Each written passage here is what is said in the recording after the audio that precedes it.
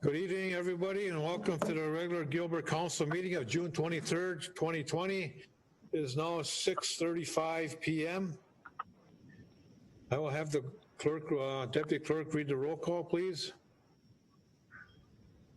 Councillor Leone. Here. Councillor Skenzich. Here. Councillor Polis. Here. Mayor Oberstein. Here. Let the record show Councillor Robich is absent with notice. Also in attendance, we have Clerk Paulson, Deputy Clerk Gulan, and via Zoom, we have Operations Director Lodiger, Police Chief Teacher, Library Director DeBoss, and Campground.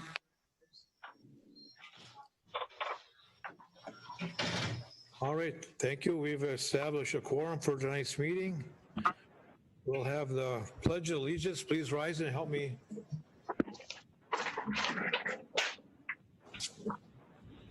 I pledge allegiance to the flag of the United States of America, to the republic for which it stands, one nation, under God, indivisible, with liberty and justice for all. Oops. Okay, and Jim, clerk, no additions, correct? No additions to the agenda, Mayor. Okay.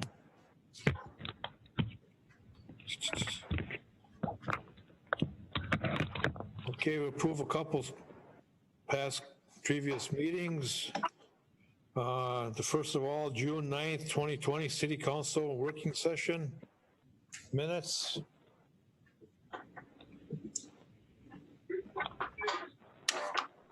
I reviewed already, so I'm okay. I'll move. Second. Motion by Councillor Skenzich, supported by Councillor Poulos, who has approved the minutes of June 9, 2020, City Council working session portion. Any more discussion? All right. Councillor Poulos? Aye. Councillor Skenzich? Aye. Councillor Leone? Aye. Mayor Oberstein, aye. Motion carries 4-0. Okay, regular council meeting of June 9th, 2020. Regular minutes. I've also reviewed these. I'll second. Motion by Councillor Poulos, supported by Councillor Leone to approve. Any more discussion? Councillor Poulos, how do you vote? Aye. Councillor Skenzich? Aye. Councillor Leone? Aye. Mayor Oberstein, aye.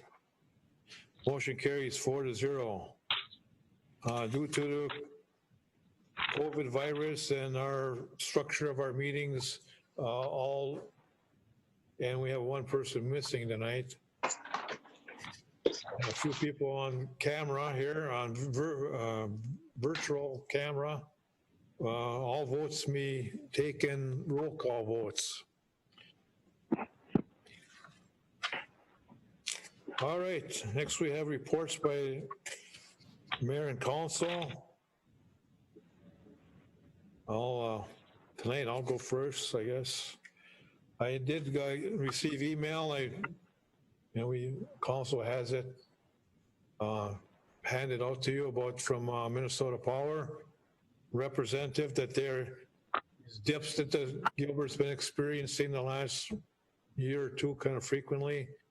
Last 6 months, real frequently.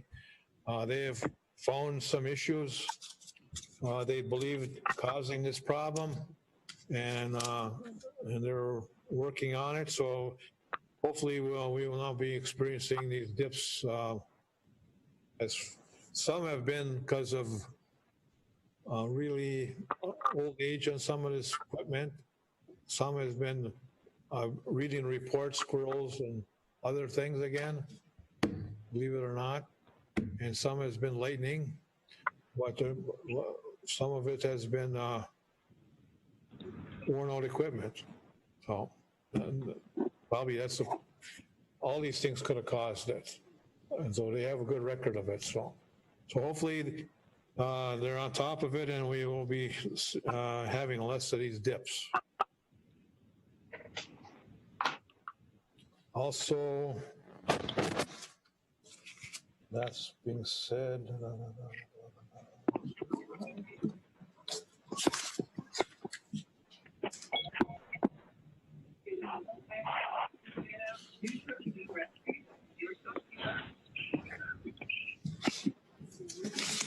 I would,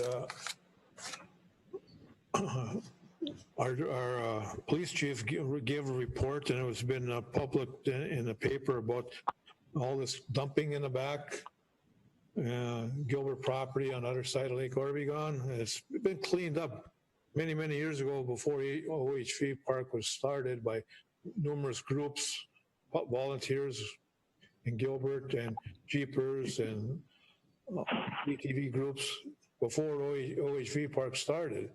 But since it's come back somehow. So I'm going to ask, I wish to appoint Councillor Polis and Councillor Skenzich to head up a committee between here and end of the year, hopefully get around them, pick a date and get some fire department members, police department members, city citizens of the community, other set up a time and a weekend or whatever sometime, and a means with the city crew to with trucks and that. Have blue bins down there and load them up and haul them away later or whatever. Set up the system, clean it up, and figure out a way how to stop it from ever coming back again. But I would have hoped that you two gentlemen would could take this appointment and head this committee and get that cleaned up. This is on city Gilbert property, and so we need to clean up our property like anybody else that has a blight problem. We enforce that, so we need to be diligent and take care of our own as well. And that's why we just can't let a report be there and just drop it. No, we need to take some action on that. So this is what I'm asking. You guys are willing to do that? Good. Yeah, I'm fine with it. Okay. Until later, you'll be, yeah, I'll get a rib later. Okay, thank you, gentlemen. It's come to my attention for Sam and a culvert problem on Highway 37. We need to let the highway department know the draining from the cemetery down to the other end of the parking lot where it comes out, where we, the other entrance to the, I think, Circle Drive, Circle Drive, that where the parking lot is, the wooded area where he comes around on the end where the stop sign, where we wanted a electrical pole light there. Well, that is not draining across the highway. There needs to be a drainage now, in this area. If it's not, maybe the highway department knows about it or they're aware of the problem. That's right on Highway 37 right there, right? Right. Yeah, I know where you're talking about. I would think they're going to redo that culvert when they do Highway 37 this spring. I know it's drained in the past, and I see this year is the only year it hasn't. So I will talk with Doug when I get a chance here and make sure that they look into that and make sure they start getting that drained. That would be that South Circle Drive, or Circle Drive South, right there, the highway. I was talking to a member of the cemetery board committee. They think the problem with this mitigation, this thing going on with the cemetery, the expansion, it's not draining right. The whole thing should be cleared out so it drains right. And we probably won't have this problem up in that area where we like to expand our cemetery. They think that's probably holding up this water all the way back up to that area. So, Sam? Not that I know of. There's too much, but I'll look into it. Look from all the way up there, all the way down and across the highway, okay? Yep, Check that all out, all right? I will. But I know the most important part about me saying this is getting a hold of highway department there. Oh, Yes, I will get it. I will talk to Doug and make sure that gets taken care of with this upcoming project. okay. And for our police chief, some members of the VFW have approached me and they'd like to, and I sent them to you while we're waiting for the fireworks and you're blocked off the street. If it's possible, they march color guard, I believe, is what I think they want to do anyway. So beware of that and be ready to for an answer to that, because it's coming up pretty quick here now. Okay, Ty? Yep, we will certainly accommodate the request. Okay. One last thing, we had a talk with Stantec about water treatment plant stuff, and they will be taking all our concerns very seriously, and hopefully we get good answers back. I need to have Jim publicly report to the people of Gilbert. I don't know if anybody was aware, but we've had filings for 2 weeks here a while back, and could you tell the people the results of that filings? Top of your head, I guess. No. The filing period that ended, we have 1 candidate for mayor and 4 candidates for 2 open council seats for November's election. Okay. And do we have to mention names right now, or no? You haven't got them top? On the Secretary of State website, I don't have them off the top of my head. I'm sorry, Mayor. I can come back in 5 minutes with the names. Well, you can find them and bring them under your, well, I'll tell you, other thing, mayor's, myself as mayor, and the councilors were Councilor Skenzich, incumbent.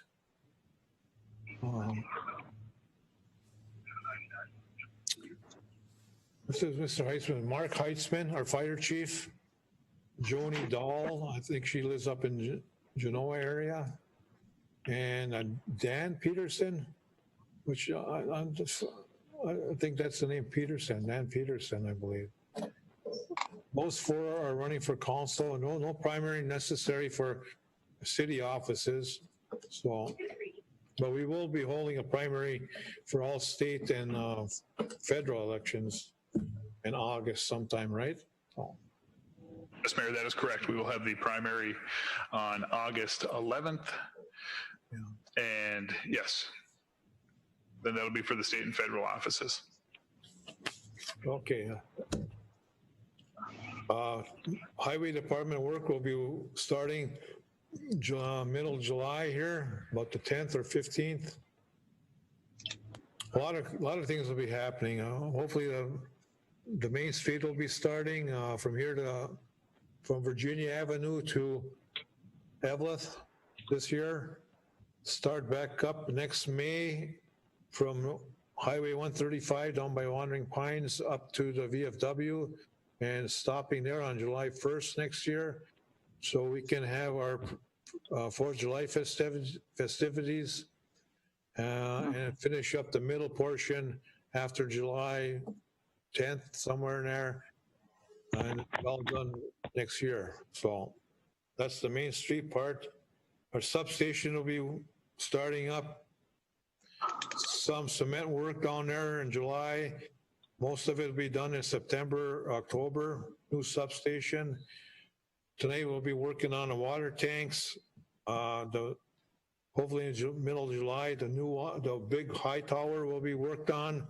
A lot of work to be done there. And also, hopefully tonight we'll be ordering some new electrical and water meters. So we'll have a list of this estimated stuff.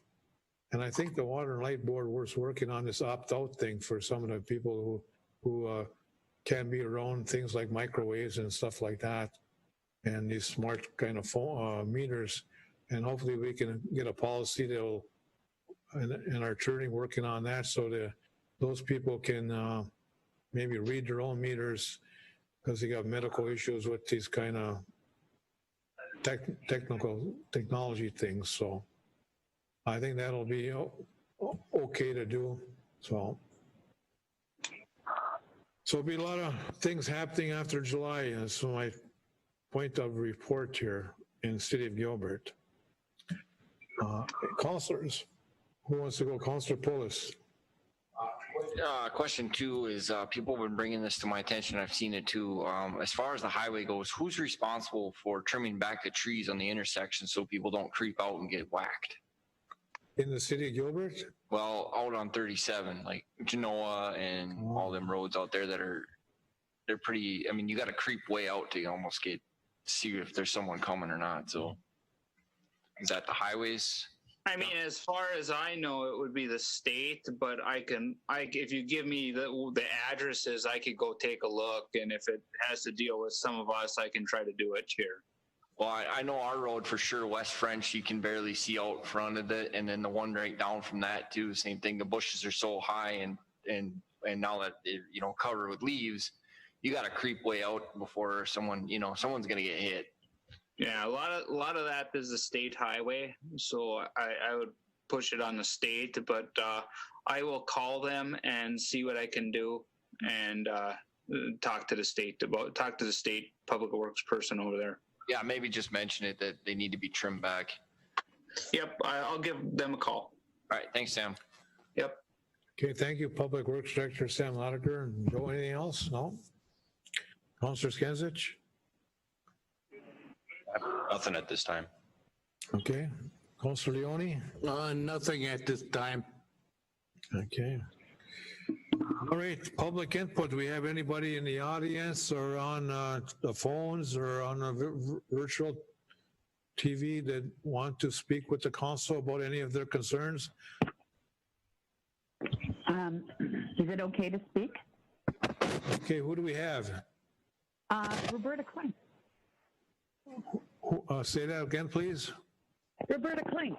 Roberta Klink, go ahead, Roberta, we're listening. Okay, so, we've had our citywide rummage sale every year now for 16 years. And I know Evelyn canceled their citywide, but that was, really during kind of a worst time, whatever. But I just wondered if, ours is always the first weekend in August. I wonder if it would be okay to go ahead and, go through with it. I'm not sure, what, I mean, do I have to get permission? I know I never have in the past. And, we've done it for all those years, but because of this COVID, stuff and everything, I just don't know exactly the protocol, Well, the protocol would be our city clerk, Jim Paulson here, is on top of all the new regulations given out by the governor and the St. Louis County Health Department. He can tell you what the regulations or restrictions are right now, but them are subject to change between here and there. August. Okay. I know you probably want to advertise for this. When do you usually advertise if you? Well, I usually start working the very first week in July because, I mean, I have to, I do a lot of work on that and I deliver posters all over the Iron Range and then there's, advertising and plus I have to call a lot of people, because I have to see who's going to be in on it and everything. And it all takes a lot of work. And so I thought I better check with you guys because I know I've had some phone calls. Are we going to have the citywide this year? So I thought, well, okay, I better check with you and find out if it's possible. I mean, they canceled Evelyn. They even canceled the Park Point one, but that's always in the beginning of June. Now, I don't know, maybe August, would it be all right? It's hard to say. Well, I would say, I would ask you to come in this week and maybe, and see the clerk, and Jim will look at what we have got now. He's got many, many pages of stuff. I think the most critical part is your part in the community center where you have all your booths in there, right? No. See, we wouldn't be having that. When Iva bowed out of this, I take care of this now. I have for the last, I think, 3 years, because Iva had to bow out for health reasons. But we no longer have the community center or the down center. at the rec center, yeah. So that's out of the equation altogether. It would just be homes. Oh, yeah. Just be the homes. Okay, that's really a good, that probably is going to be a workable thing. So I would, Jim's right here. Jim, you want to have her come in and you look into it? Yeah, Roberta, if you want to give me a call tomorrow or Thursday, I should have some definite answers for you on some guidance. All right. Where should I call you, at the City Hall? Yeah, just give a call to City Hall. Do you have a direct number, or? Just the City Hall numbers is fine. Okay, and ask for Jim? Yeah, that's fine. Okay. All right. I'll call you when? Tomorrow or the next day, or? Give me a call Thursday morning. Thursday morning? Okay, I shall do that. All right. Thank you, Roberta. Yeah. My husband would have to put out those 2 signs on, either end of the town, so people that go by will see that we're still going to have it if we, if we're able to. But like I said, because there's no rec center or community center involved, it's just single homes. I would say maybe it should be able to be doable. People have told me that there are people that are having rummage sales. So, I don't know, but we'll find out Thursday then, and then I can go forth and start planning. It sounds like a doable thing, and it'll be up to everybody if they want to participate or not. Yeah, I'd be making phone calls, because I have my list from all the previous years, and I would be calling. But I have gotten some calls at home here that people that are wondering, because they do want to have a sale, be included in on it, and they said, "Are we going to be able to do it?" And I said, "Okay, I'll find out." So I think if you're on somebody else's property, that's another issue altogether.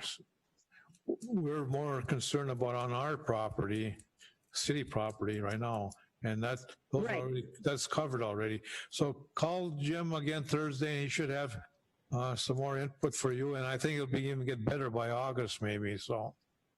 Okay. All right. Anything else? Thank you so much. Nope. I guess that would be it. All right. Thank you. Any questions from the council for Roberta? All right, thank you. Okay. Bye now. Bye. Anybody else we have on the phone? No, Mayor, there's nobody currently for the public input portion. All right, nobody else. And if there will be some, I think the phone number is on the screen. So if anybody else wants to come in, we will certainly speak with them. All right, we'll continue on with the meeting.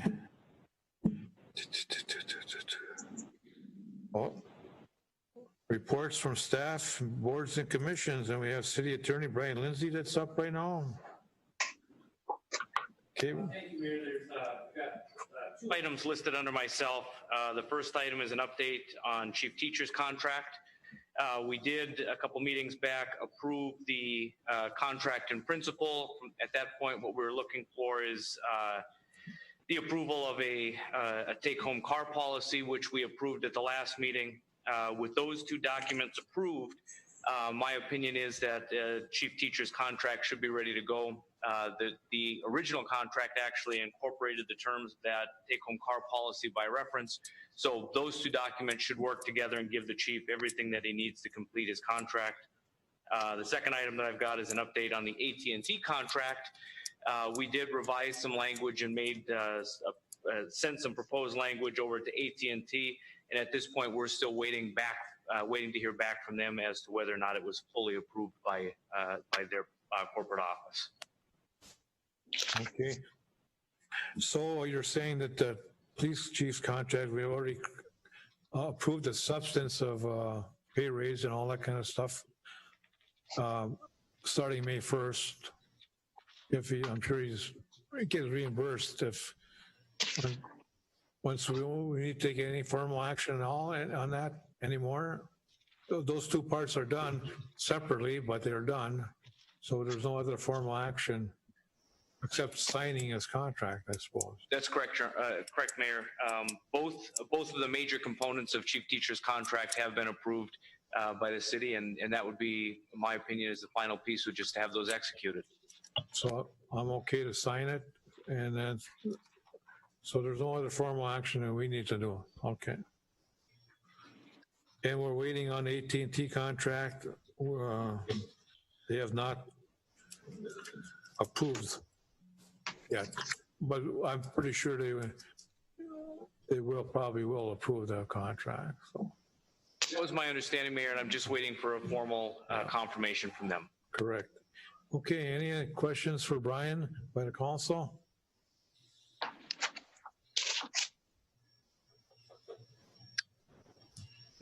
We might need you to stick around, so I suppose.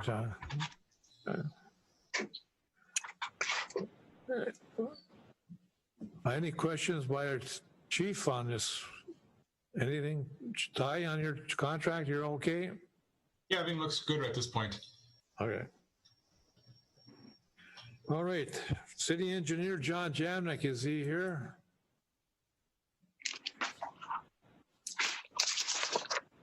John Jamnick? No. No. Well, we have a couple things under John here, which I'm going to have Jim take care of, okay? Clerk?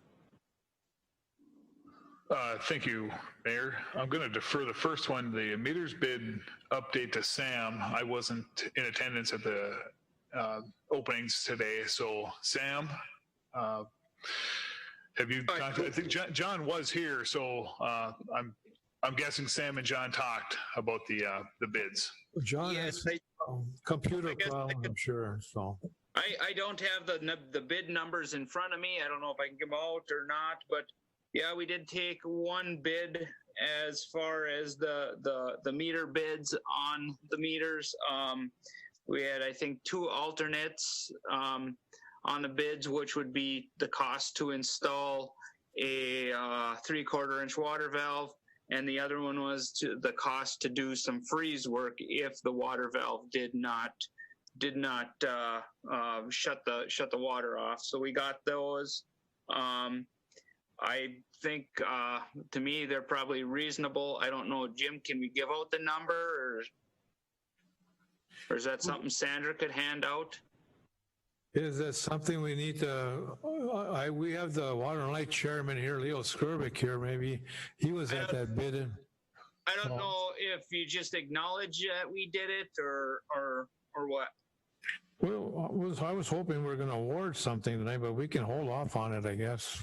Well, why don't we hold off until John gets here? Maybe he can call in, Jamnick.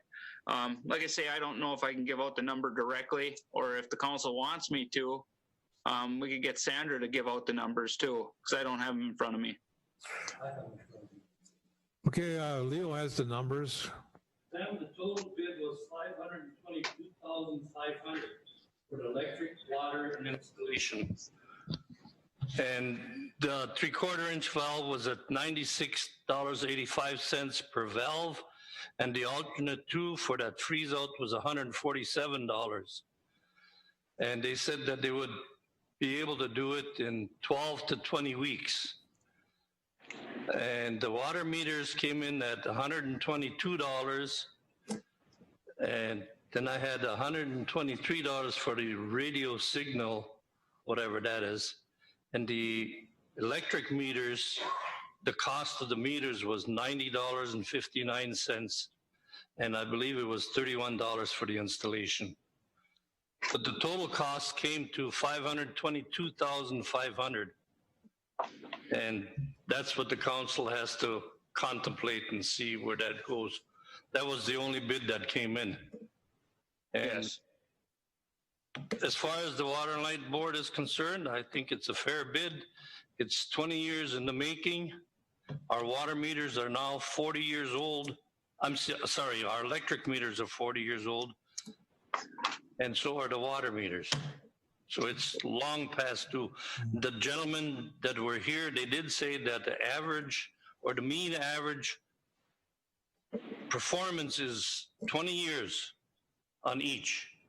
After that, you know, it's obsolete. So we're 20 years behind. It's long past due, and we got to do something. Yeah. The sooner we do it, the better. So It's we're a high waiting- cost. Now it's a matter up to the city council how you do the funding, and that's out of our Well, how long is the bid good for? Again, I think normal is 45 days or 30 days for sure. Right. I think John put something like that in there. I would say between 30 and 60 days. So if a person wanted to table this until next council meeting and then find out your funding, that's totally fine too. Acknowledge it, then. Well, the funding is going to have to come two different ways. The water will be on the water tower bond, I'm hoping, and or all the other water infrastructure we're doing around town. They'll be all bundled up in one bond later. Right now, the electric meters have to be on their own, on a hike. Yeah. With the street lights and with the substation. They cannot be bonded, so. And that's one thing the contractor did say is, I know, I think we had an October 1 finish date on this.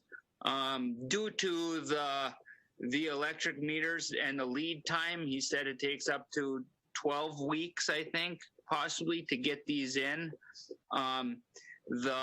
He might not be able to make that October 1 finish date, but he said definitely they would have him in by the 1st of next year. Okay. Or the end of this year. I think we can table this till next meeting when we have a whole full council. And John, he has difficulty with his computer at home. He's going to have to be here in person from now on, or in a computer room over here. Too much difficulty from Chisholm to here or something like that. So we're gonna have to pass this on to John. He's gonna have to come here in person or be in a computer room next door, because we need him here on some of these things. It's a good for the council to have a recommendation by your engineer, your public works, your lawyer, and everybody else. It covers all the bases. And when we get this opt-out thing, as a Water and Light Board looked at that opt-out thing situation and probably make an amendment in there somewhere? We did discuss that at our last meeting. We haven't moved on, and we'll have to put something down in writing, because there probably will be some that will want to opt out. But when we spoke, me and Sam and John was here, we spoke about the signaling system, and they did confirm, which I thought we bid for, that's what we asked for, is to have, once a month, if you wake it up to read the signal, that's when it signals. The rest of the time it's dormant. There is another type out on the market that radiates 24/7. I understand Minnesota Power has some of those, and I believe REA also has those. Matter of fact, they're in the process of installing new ones, between 80 and 90,000 new meters for Lake Country Power, and I just got mine up at the lake yesterday. So, but ours is the type that when you call for the signal, when the readout once a month or whatever, that's the only time it actually generates the vibrations or whatever you call it, the radar or whatever the problem is, the electrical. Well, But I imagine there will be some opt-outs. well, I understand some should love people that. even can't be around microwaves. So if there's people like that in the community that want that opt-out option, I think we should be open to that and make an amendment into that and pass something like that, where they would read the meter and send it in, and then twice a year we would update the reading. I'm understanding that Mountain Iron has a $25 charge and Hibbing has a $50 opt-out charge. So it's going to be an extra cost if you want to opt out. It shouldn't be laid on the city. That could be put into the amendment in the Whatever policy you choose. Clause. But there is a cost to it. Yeah, but we should be still looking into it and probably help where we can. And I understand that too. It has to be sure. And the other thing that we should be looking at as far as the water meters are concerned, that if they get damaged because of freeze up or what have you, the current ordinance that I understand says that it is the property of the city and cannot be billed to the homeowner. But if there's damage on it, we feel, and Sam recommended, and I happen to agree with him, that if there's damage to them, that we should amend the ordinance to state that if there's a damage to after the installation, that the homeowner should be liable for that cost, because it gets pricey. You know, if the meters are $100 a piece and they either freeze up or they get damaged because people tinker with them. We're not so concerned with the electrical because that's a pretty standard item. But for the water meters, there could be tinkering and damage, and we should be looking at addressing that with an addition to the ordinance. And I would recommend that be referred to. I think city attorney could look into that, those two, opt out and this. Yes. To get some kind of language and give us some kind of direction how, if it's easy just to, if we need hearings or if we need ordinance readings and stuff like that.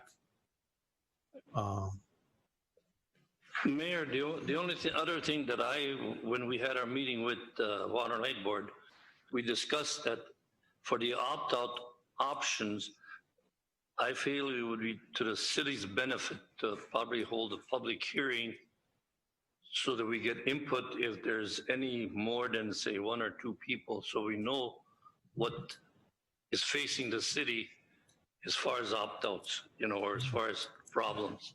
Well, I think the Water and Light Board can hold that hearing. Okay. And, But I feel we should open it up to the public. So just like a any input. planning and zoning hearing, the same thing, they have hearings. Water and Light Board could hold that hearing and then take that information, same thing. So go ahead and do that and give us the results of that hearing. Okay?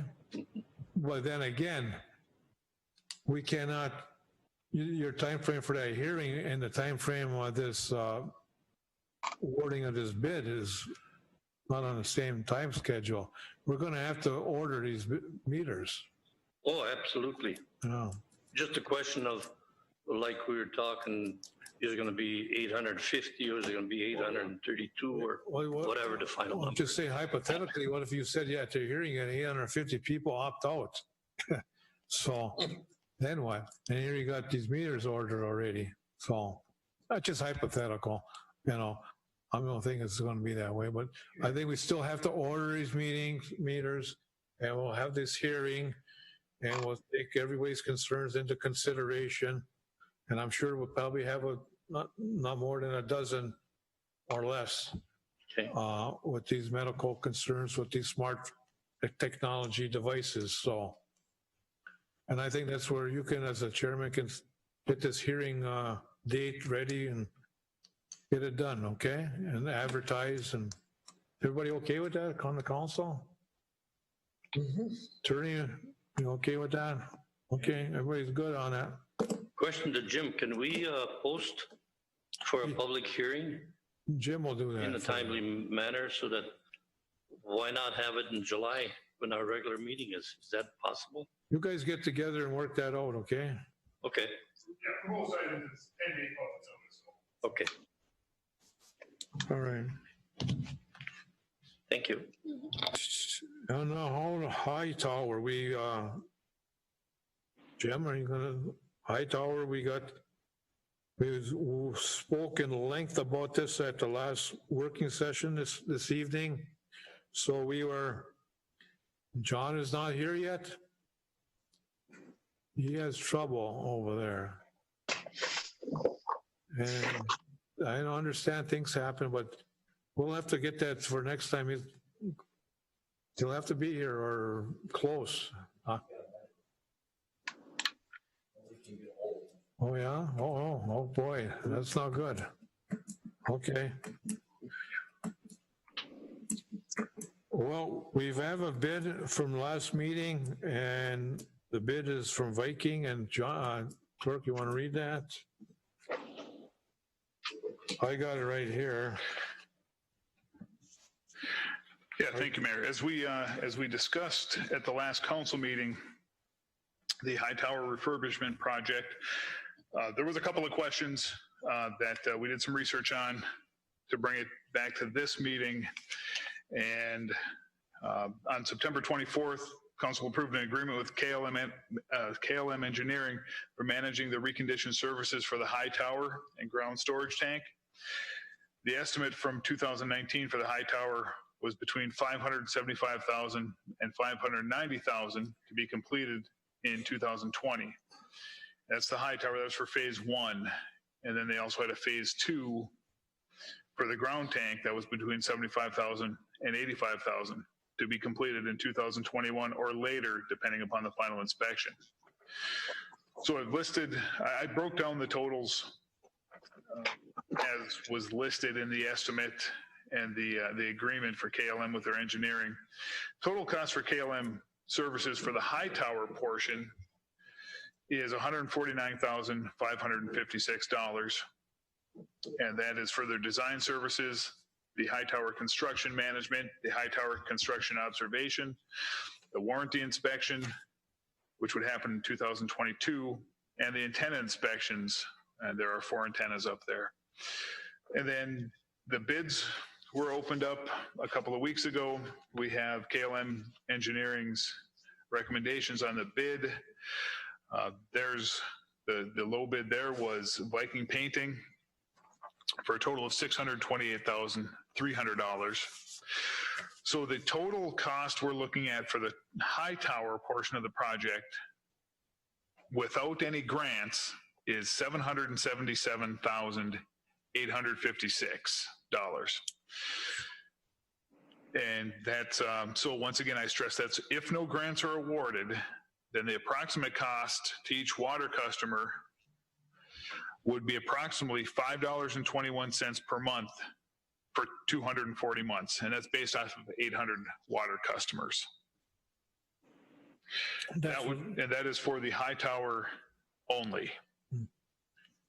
And we were expecting some grants to come in. That is correct. We just haven't, we don't have anything finalized, so we wanted to give the numbers worst case scenario. Yeah.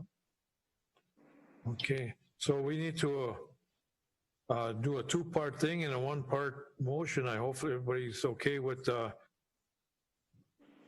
the $777,856 and with the Viking. Is it 2 parts? Be better off doing 2 parts, one with the contractor and one with KLM? I think we'd be best off with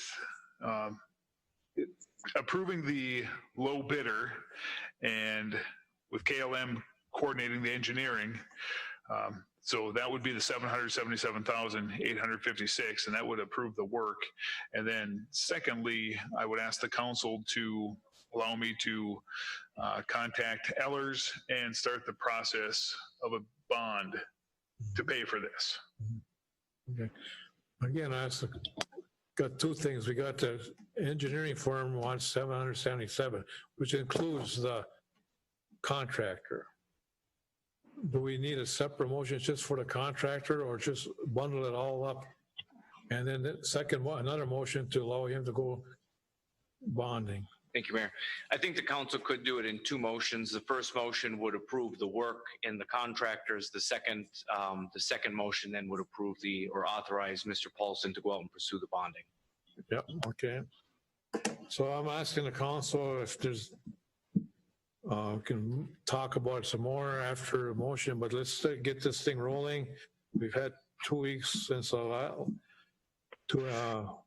last meeting. We've talked about it for about 6 months already, or a year. Now it's time to move. So somebody wants to make a motion to approve the high tower work with KLMN and the Viking of $777,856 with the low bid of $628,300 to Viking Painting. That'll be our first bid for the first motion for the high tower work. And we still have waiting for low tower phase 2. It is still coming. It has not been abandoned. So we're working on 2 water tanks, but this is just for the high tower. And the ground tower tank will be done at another time.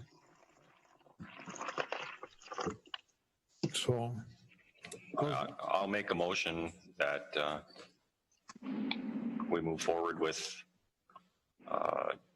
KLM, I guess, handling our contract or whatever, being the contractor for $777,856. And in that money is the $628,300 for the low bidder of Viking Painting. I want to get the name of the contractor. That's in that 770, and they're awarded the 628 part of it, of that money,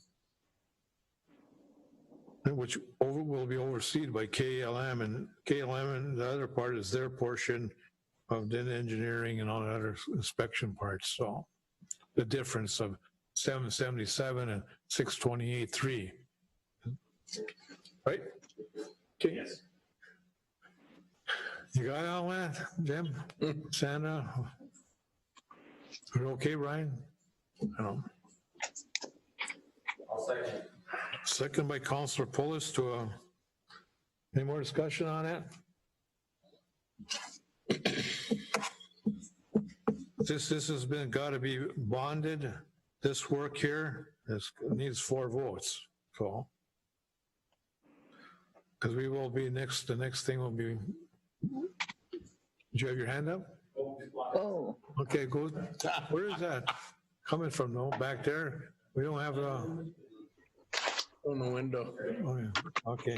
Okay, we have a motion by Councilor Skenzis, supported by Councilor Pulis, to work on our groundwater tanks and our high water tanks. We have a bid now by our engineering firm for this, KLM, of $777,856, and that's without grants, which we expect grants and other monies to help us pay for that. And in that money is a $628,300 low bid by Viking Painting. They will be being awarded the contract for this, and of a total cost of all of it would be $777,856,000. And that's the city of Gilbert, and we will be down. Next motion will be to bond for this. So. No more discussion. Counselor Pulis, how do you vote? Counselor Skinsich, Aye. Counselor Leone, Aye. Mayor Oberstar, aye. Motion carries 4-0. So we're okay with the high tower, and we will be awaiting bids for the ground tank to be done probably in 2021 or 2022. So next motion is to allow the city clerk to go speak with Ellers to get a bond put together for $777,856, which we will, again, if grants come in, pay that down. Move. Motion by Councilor Pulis, supported by I'll support it. Councilor Leone to okay and authorize our city clerk to contact Ellers Association with our attorney drafting and agreements to go ahead and authorize bonds for the project, $777,856. Now, I have one question, Jim. The water meters, why are we should add that? Can we add that later then? Or do you want to know? We haven't awarded it, so. Right. I think that's a separate project, so we should, we're going to have to structure that one a little bit different because of the breakout of the electric. So I think we should take care of this one. And we haven't awarded it yet because we just awarded this one. So right. Now, I think we should keep them separate. But we'll bundle them all later then. That's correct. Okay. All right. Councilor Pulis, how do you vote? Aye. Councilor Skinsich. Aye. Councilor Leone. Aye. Mayor Oberstar, aye. Motion carries 4-0.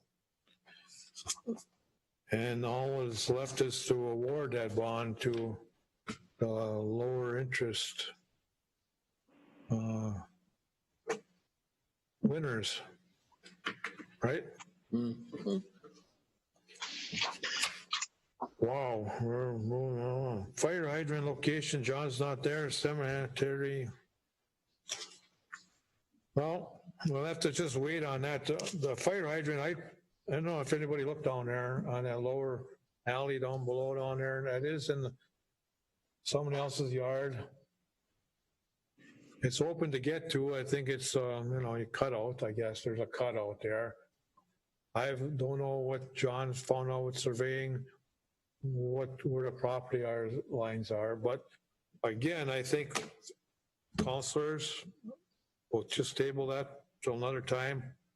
That alley is in so rough shape.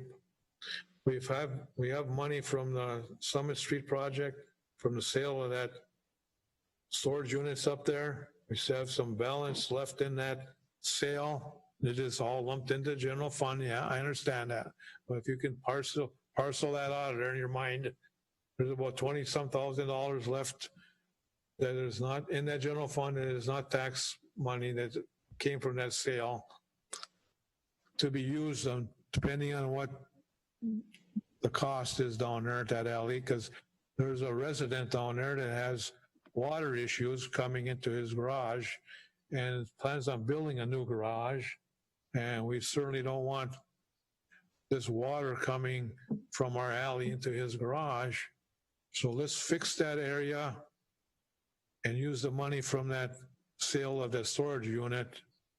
And hopefully there'll be enough money in that sale left over to do that job. I don't have the numbers in front of you, but that's what I've instructed John and Sam to find out what, and that hopefully be done by winter, October. So we got time for that yet.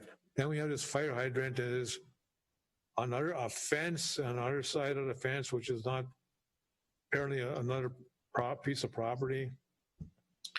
It's cut out like from me to Rocco off the line. And I don't know. He's letting us go in. It's open to go in there. There's no chain there. But is that kosher or I don't know. Well, we'll take it up at the next meeting, but that's what I want everybody to have in their mind. get that alley, get all the alley, get part of the alley, half of the alley, go look at it, take a look at it. We don't need, he needs a new garage down there. There's no doubt about it in my mind anyway. And he doesn't need any more water coming in and damaging. He's put a claim in and they denied the claim. That's unfortunate. And then, you know, but still, we need to be responsible here. It is, there's drainage down there, but I guess there's not drainage. And so let's work on that, okay? I think we should help that area out and use that money for that, okay? Cemetery survey, well, we got a problem up there too with DNR stuff. I guess let me speak on that, Mr. Mayor. Me and John did go to look at that. As far as I know, Rebecca was just talking about some yellow flags that was it yellow flags in the woods or something like that? Yeah. That is not on the Gilbert side. All the flags are posted on the Summit View apartment side, and I believe that's owned by Mr. Kibela. So I don't know what she was referencing there, and as far as I know, there's nothing with that area that would stop us from moving the cemetery in there, as far as I know. Okay, having said that, we have to think about Yulin's coming in shortly, and we need to talk with Yulin and maybe show them the 3 routes that Gilbert has options for, if they will bring it up there, you know. So you need to speak with them, Sam. If there's no DNR issues up there, you need to speak with Yulin and show them these 3 options and get back to us, I guess. So. Well, like I also said in the past meetings, Mr. Mayor, about, you know, if we're going to be building a cemetery up there, we need to do some dirt work and some brushing too. Yeah. Well, can we bring it somewhere up there or down here someplace? I would like to bring it up there in a pile, not to be spread out or anything right now, but up there. Just get it up there, and then and then can continue with the other work later. But just get, and like it was mentioned last meeting, maybe there's not going to be enough stuff in this 3-block area to bring up there anyway. So I don't know. Right. Well, we'll look at it coming up here. Well, maybe you talk with them if they think there's going to be enough to bring up there. Right. Versus next year. There'll be a lot more next year, you know. Well, there will be a lot more next year for sure. A lot more next year versus this year. There's only 3 blocks in town that are. Well, there's going to be more than that because we got the CDGB funded project that we gotta go for bids for. John's collecting quotes for also, and that was over on that lower, I think Minnesota Avenue, Upper Dakota Avenue, you know, area, Lower Indiana, Upper Indiana area.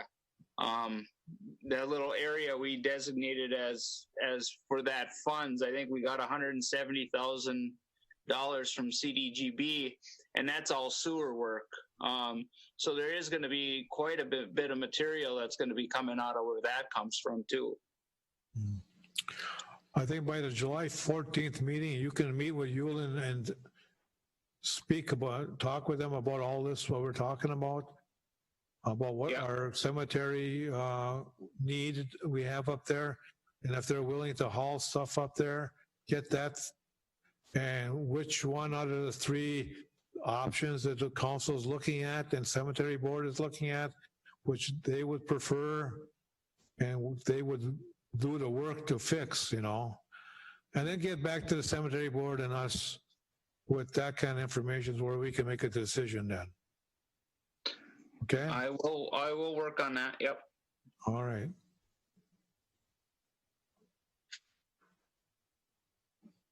Police Chief Thai teacher, he's not in his room. Is he needed to go?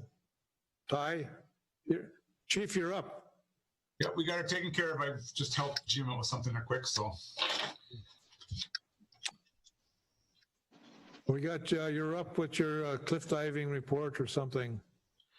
So we've had some discussions on some ideas of trying to come up with a plan, especially for the long term, to curb the cliff jumping and all the issues out at the cliffs. Like I said, we issued another 30 some citations, I think, since the last council meeting. It might be more than that. Again, 80% of the citations we issued were from the Duluth, Two Harbors, Superior areas. I've had discussions with Sammy on some ideas, and we were supposed to have a meeting with John Jamnick and take a tour of the cliffs to try to come up with some long-term ideas. A lot of stuff we've come up with, whether it's fencing or any type of drilling of putting any fencing even out from the cliffs at an angle. We feel that the kids at some point will either cut it all down or they'll damage it enough that they'll still be able to cliff jump. So I think what we're looking at is potentially looking at some type of blasting. I don't know if the council's in favor of that, if they want to preserve the cliffs, but it's going to be very difficult for us to completely stop that. As anything else that we do, I do not foresee it lasting long before the individuals do enough damage back there to allow them to cliff jump again.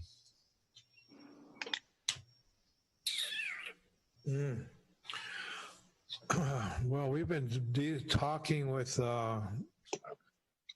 other partners about developing Lake Orbegon and the campground as a attraction, a national attraction, a destination place for vacationers to come to and maybe at some point in time cliff dive legally and with the proper insurance and all that kind of stuff, and scuba dive and fish and camp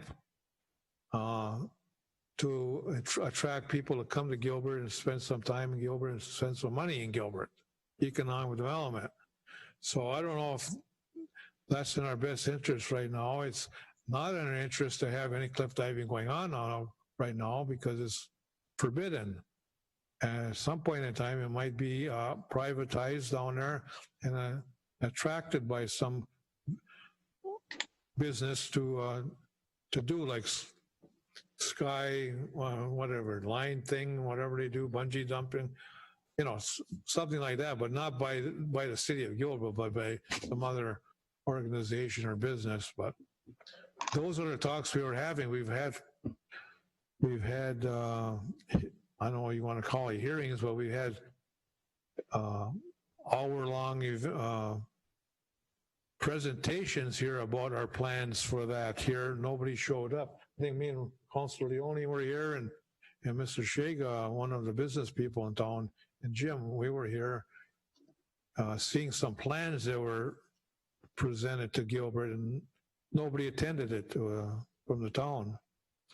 So this part about blowing it up, I probably would do the trick, but council's going to have to look into that, and that would, if that would deter part of this plan of making Gilbert a place to come to, I don't know. What, Clerk, do you have any input on that? Or there's got to be another way maybe we can do that. I don't know. If you want me to call, send a letter to our governor and get the National Guard to spend some time up here, like 5 or 6 National Guardsmen, be a human fence around that thing daily or weekly or monthly because of our budget on manpower down there and blah, blah, blah. We could really muster up some excuses or legitimate excuses why we need some help. I don't know how we're going to keep them way otherwise, Well, go ahead. Anybody else on this? Mayor, We got to deter this thing. Huh? We have to stop it somehow. Yeah, as far as the cliff jumping issue, I'll discuss that with Ty. But that area will fall under our campground master plan, and that plan we hoped would have been done in, I think it was April. It's been delayed a couple of times, but we are within weeks of rolling that out for the council. And that was one of the meetings that you alluded to was part of that process. So we have a conference call again on Thursday morning. So like I said, hopefully in July, we'll be bringing that forward to council for the ideas. As far as the cliff area itself, I hope to have something more specific for the council at the next meeting. Okay. Now, we're in conjunction with IRR on here. So, and Bar Engineering on this master plan for that area. So that was, any other thoughts on that by anybody? I think we just have to wait and see. Leo. Address to Jim, as I understand it, that whole area would be coming under the Mineland Reclamation portion of the IRRB funding. Right. That's what. And seems like there's an unlimited amount of financial help available if you present a plan. That's why we're working on the master plan. Yeah. So that comes under the Mineland Reclamation portion of the IRRB fund. Right. That's what's. Yep. Yeah, right. Yep, that's why the backbone of what we're doing is the comprehensive plan for the Sherwood Forest recreational area. And in that plan, I think cliff diving was something to keep. Yeah, you're right. No. Well, okay, Ty, anything else you? And just a couple things to keep in mind. I had Lieutenant Smith is our rescue diver. He's the one that usually does the recoveries. And he went down there last fall, and one thing he had discussed was the amount of garbage also that's on the end of the jump, the cliff area right there. Everybody throws their garbage and stuff in there, and of course it sinks to the bottom. There's a fair amount of garbage down there. Since June 1st, we've had 39 calls down there, and the 39 calls, 13 have either been domestic fights or disturbances. So we are spending some time down there with our squads with just calls alone. So we are having some issues. It isn't as bad as it was 3 or 4 years ago when I think we were down there with 49 thefts just alone, just in thefts. And I think we had more fights down there than we did at all 16 of our bars between the two communities for a full year. We had that in 10 weeks. So we're getting closer to July, I think there's gonna be more issues down there. And it does take some time and resources to deal with the issues down there, so. Is this at the beach area or are we talking at the cliff area? This has just been from basically where the changing shack is into the cliffs. So these calls it's at the cliffs. It's the call originated at the cliffs area. There were some calls that by the time our squads got out there, some of the parties had already made their way out of there and were fighting in the parking lot. But most of the calls are originating back at the cliffs. I still have some signage down there, no trespassing. Yep. Do we need bigger billboard signs like that? Well, I think that, we put those signs up, one ounce for liability. They're in pretty good spots, and I'm really surprised that those signs have lasted. Most signs we put up, they last less than a week before they get torn down. So they've been pretty sturdy, but now they've cut the fence up on the backs of the campground. We've towed a few vehicles from the campground. They're parked on the backside going on the barricades. And we've towed, I think, 2 vehicles in the month of June for being up there. But that seems to be this big spot now. Now they're even parking on Sherwood Forest Drive on the bottom of Nebraska Avenue East, and they're walking in there too. And they're all over the place. And like I said, they've got probably, I know one of the city employees, Kevin Kleiner, just fixed the fence. And I think it was less than 6 hours later, it was cut with tin snips and already opened back up again. So it wouldn't help if we put these rolling barbed wire fences like East Berlin had, They mowed right through it. We do there's 2 fences back there they're about 6 feet high, and then at the 6 foot mark, there's about 18 inches. I think there's 4 strands of barbed wire, and they've just mowed that thing right over.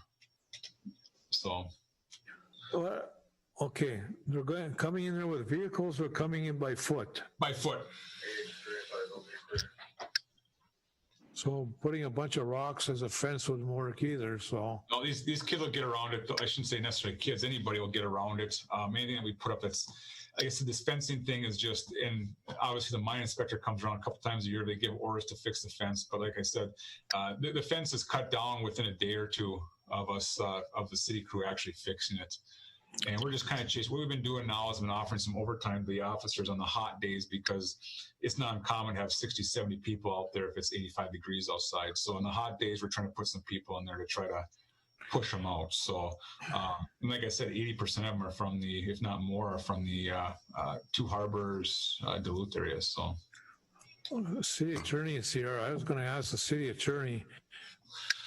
Ty told us last meeting violation is $35, and I told him I thought maybe if we up that violation to 200 or 300, I think they would think twice about going on there. Maybe not. But is it possible, like this, to up that violation right now, or have to wait a year, or what? Mayor, in order to up that, the penalty that's attached to that violation, we'd need a change in an ordinance. So it would take some time, but it's not by any means insurmountable. Well, I think we should do that. I'm sure you got to have a hearing or read the ordinance, a couple of meetings, right? So 1 month, 2 months, and by that time it's fall and the season's already done down there. But we'd be ready for next season. I would even go up to $500. We got to stop this, but I guess what I'm hearing, we could change it, but it would be too late. By that time it's fall and nobody's jumping in cold water, I guess. So, but I think we should, as a council, go in that direction as upping that violation. Joe? Can we make a motion on that now, or? What number would you like? Make a motion, anyone that's caught doing it or whatever is $500 fine. Yeah, well, we have to have the motion to instruct our city attorney to draft an ordinance for that. We just can't do that. And then we need to have a reading here, public input. I'll make a motion to have our city attorney draw up an ordinance for a $500 fine for cliff jumping. Caught cliff jumping. Is that language enough right there? The directive to have me go and amend it would be sufficient. We may want to check the dollar amount. We may be limited as far as how high we can go on those fines, depending on. Say maximum that we can go to. Make a motion for the city attorney to check into making an ordinance for the highest limit we can charge for cliff jumping. Okay, I have a motion by Councilor Pulis. Do I have I'll second that motion for discussion. Any more discussion? The motion by Councilor Pulis is to direct and authorize the city attorney to draft the amendment to the ordinance change for the Lake Orbegon area to have the penalty be hiked up to the highest it can be hiked maximum for violation of illegal cliff diving. Motion by Councilor Pulis. How do you vote? Councilor Skansich. Aye. Councilor Leone. Aye. Mayor Oberstar, aye. Motion carries 4-0. How's that, Ty, for now? Sounds good. Thank you, Mayor, Council. Yeah. Anything else? That's all I have. Thank you. Anything else for Ty by the council? You have the 4th of July. We'll be here before the next meeting, so you're all set to go there? Yes, preparations are made, and I think we'll have a sufficient staffing. I think it'll go rather smoothly, so should be no issues, and we'll make whatever accommodations we can for the business owners and stuff like that. So I should report and remind everybody there's no 3rd of July parade this year. There's no 4th of July Kitty Parade this year. There is fireworks then July 3rd. And that's it. So. And if I may excuse myself, Mayor, I have to make a notification for an individual, so. Again, there's some, your blocking of the main street, there's concerns about where you're gonna block. I think everybody down on this end would like some attention too about that, you know, view down there, so. Yeah, we'll make it work and we'll do the best we can, so. All right. And if I may excuse myself, Mayor, I have to do a notification to next to kin. Oh, okay. Thank you. Yep.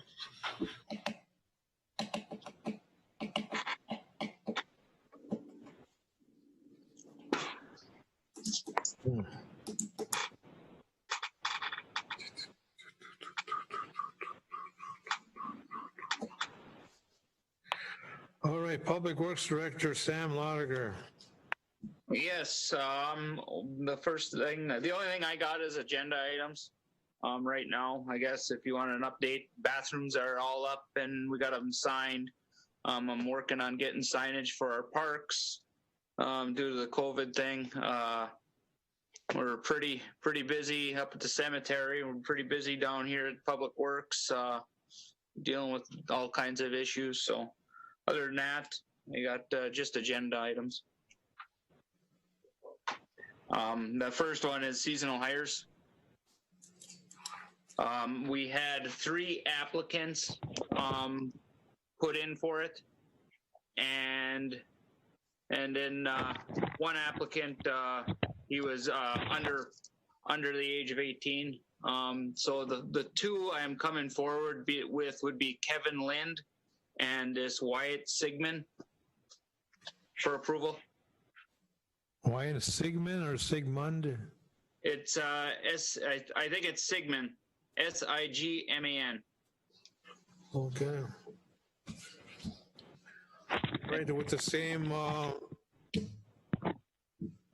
I think our attorney drafted a summer help policy, summer help contract, right? It's already been done. I mean, will be enforced, so. Yeah, I just need the council to approve those 2, and that's for summer help, and I'll get them started here. I'll work with Jim on getting the paperwork started for them, and hopefully start them this week or Monday. And again, council, Gil Bronson Excavating, at the end of this week, will be coming in with a donation of $15,000 to the city of Gilbert, and they want to specify money go towards summer help, and if there's any extra money balance, go towards the sidewalk program. So those are the 2 directions they want that $15,000 to go to, not just in the general fund. So we will be, the cost of these 2 people will be covered, and any extra money will be going towards the city's portion of the sidewalk program. So okay to approve these 2, Kevin Lynn and Mr. Sigmund's? Wyatt Sigmund, and have the city clerk make sure that everything's in order with the summer help contract. Motion. I'll move. Moved by Councilor Skenzich. Second. Second by Councilor Pulis to approve this, these hirings of the summer help with all the conditions met by the clerk and attorney. Councilor Pulis, how do you vote? Aye. Councilor Skenzich. Aye. Councilor Ioni. Aye. Mayor Oberstar, aye. Motion carries 4-0. The other one I got is dust control. One thing is I've been doing dust control on our trails. The ATV trail from where the new houses are back down by the little ball field all the way to roughly where it goes into the woods over by Virginia Avenue. Try to compensate for the dust. I think some of this money did come out of campground funds, and not all of it did though, but some of it should. So it was for $1,484 from Envirotech. 1488. 1484. Virotech. Envirotech, yeah. Envirotech. We don't have that here, but No, I didn't get the quote from them till today, so I just had the cost and Envirotech. okay. This goes by all the campers. Yep, it goes by all the campers. Sherwood Forest Drive and those homes over there, and Yes, it dust does. control. Yeah. So. Yep.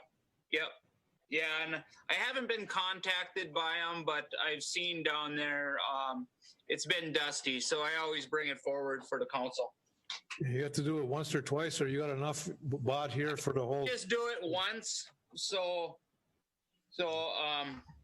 but I don't do it twice. Just once is what I've been doing.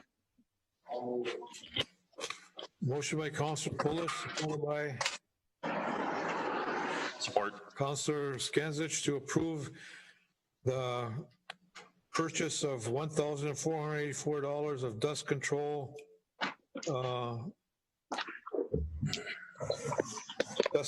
liquids or whatever by the Public Works Director, Sam, to be used on the ATV trails that abut residents, campers, or residents' homes to Envirotech. Yep. For $1,484. Any more discussion? Nope. Councilor Pulis, how do you vote? Aye. Councilor Skinsich. Aye. Councilor Leone. Aye. Mayor Oberstar, aye. Motion carries. You're okay to go. Okay, Sam, you're okay to. Anything else? Sam? No, I don't have anything else. Okay, so you're okay to buy it, get it? Yes, I am. Okay. Any more questions for Sam? I guess I got one that I brought up at the previous meeting about the variable speed drive for the water tower project. Yes, very important, because between here to the next meeting, you'll need to have that thing working already, so. Okay, yeah, that would be a big thing. So what I was thinking is, I did talk to Craig with, in the meantime, between the two meetings, I called Craig from Total Controls, and he needs a measurement of the cabinet there, so I'll get that to him and get a quote from him. But if the council would allow me to spend up to, I would say, $15,000 after I get a quote for them, but no more than 15,000 on this to do this for it's mainly for the water tower coming offline and whatnot, but it'll be used all the time too. So. Oh. Okay, we talked about this at our work session in length, and there's no way we could really table this thing, because it's going to be needed by the time KLM comes here with their welders, and the water will be drained, and you won't be able to know if this works or not. So you need to test it while the water is still in the tanks. So we need this. It's got to be voted up or down right now. So I'm okay with it. What? I guess, what's the name of the company? What was the name of the company? Total Controls. Total Controls. All right, I'd make a motion to approve no more than, or up to $15,000 to go for these VFDs through Total Controls. I'll second a motion for discussion. This is variable speed apparatus to be put on the valves up there, pumps, right? It's on pumps, yes. It's in order to operate our pumps at a lower speed, so we're not, our pump, run at 60 hertz, and that's at top speed. We'll be able to dial down the hertz, and we're not losing as much water when we're have this water tower offline. Yeah, very good. Okay, any more discussion on that? Motion by Councilor Skansich, supported by the mayor, to approve from total control work to be done that Public Works Director has asked us to authorize not to exceed $15,000 at this point, to be done as soon as possible up at the high tower. No discussion. Councilor Pulis, how do you vote? Hey. Councilor Skansich. Aye. Councilor Leone. Aye. Mayor Oberster, aye. Motion carries 3-1. Councilor Pulis voting no. All right. Anything else, Sam? No, that would be all I have. All right. And I understand, Joe, your concern about you wanted to table everything with the time frame window is. Yeah.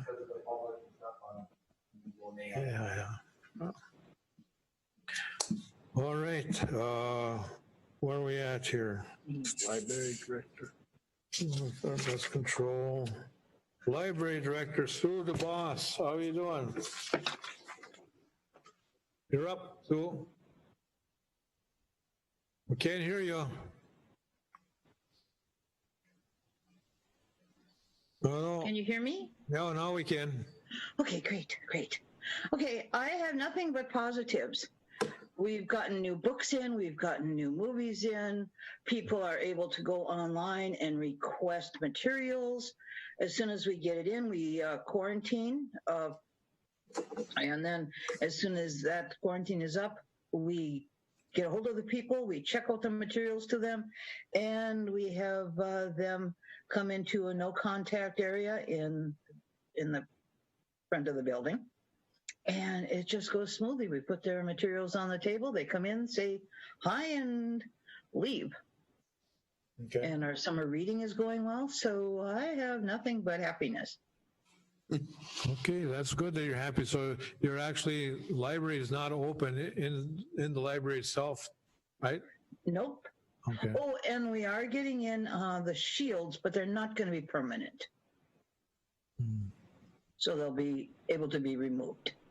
Okay. At some point. So everything is going good. You're very good. Okay.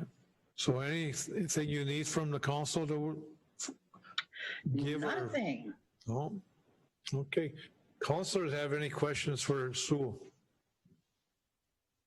Good report. Thank you, Sue. Thanks to your staff over there for all the help during this whole situation. Okay. Yeah, they're terrific. Yeah. All right. You can be excused if you like. So if you want, unless you want to stick around, it's up to you. Okay. Thank you. All right. Campground Directors, John and Barb Rahanen, right? Well, yep. Well, we're pretty much just like Sue. Everything's been positive for us also. Everything's been going really good. Last weekend, all of our available sites were 100% rented, and we've been getting a lot of positive feedback from our campers about how we're doing the social distancing and the no contact check-in. So it's been going really well for us. And restrooms and showers? No, we still have those closed. And we're just having self-contained campers. So they all have their own bathrooms. And the campground restrictions haven't been changed at all. So we plan on just operating the way we are until further notice. Okay. Have you been able to meet with the 3 commissioners on the campground board? No, nothing. We haven't had a chance to meet yet. Okay. Well, I've talked to one today, and 2 of them actually, and And I told them, like I said, we want you guys to sit down and meet around a campfire as a meeting. It doesn't have to be here, but have to take minutes and all that kind of stuff. And like I said, work on a structure for new rates for 2021. Work on improvements for the campground, ideas that council should be looking at. Maybe that need to be probably going out for grants for, or whatever, you know, more sites or whatever. Be involved with the bar engineering and IEEE mine reclamation master plan that we are having here. You know, you were down south for the winter when we were doing all this here. Get involved with that with Jim and get up to speed with all that stuff. And then the campground commissioners, they also should be up to speed with that, because that is a big economic development project for Gilbert. Like I say, just keep, and then work with Ty on his cliff diving issue over there. But those three things, I think, need to be met with you when the commissioners and recommendations come back to the council. If you need improvements now, like different things, like I talked about the fire pits. I think the fire pits down there are too small. They're probably good for cooking, but not like for bonfire type of gatherings, you know what I mean? Well, and right now, we really don't want to have a big fire pit because we're trying to keep everybody to limit their activities, you know, to social distance. So actually, it's good we don't have a big bonfire this year, but in the future, that'd be a great idea. Yeah, well, that'd be, yeah, think about it, put it in another plan for another next year or something. But get it on paper somehow, you know, and at a meeting minutes or something, so we can look at it and okay it this year or next year or whatever.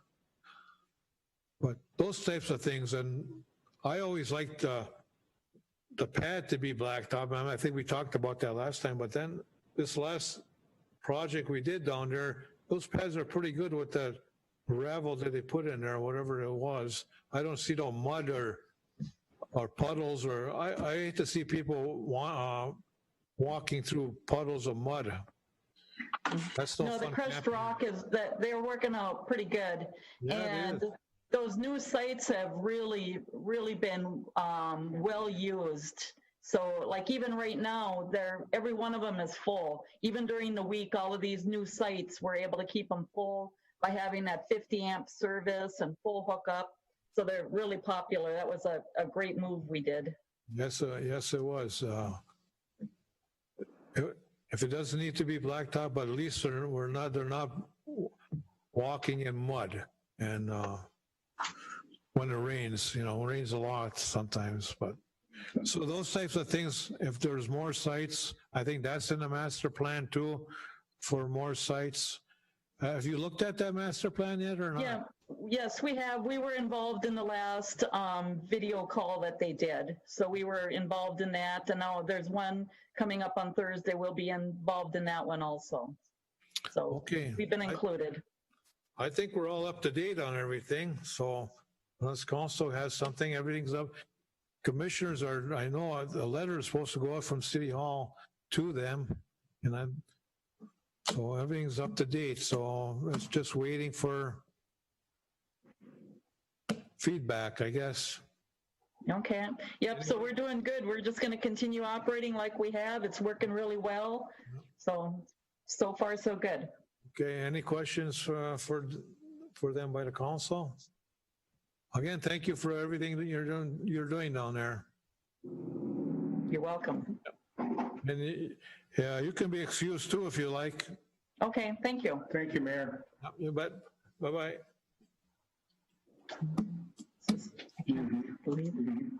Jim, Executive Director, Jim Paulson. All right, thank you, Mayor.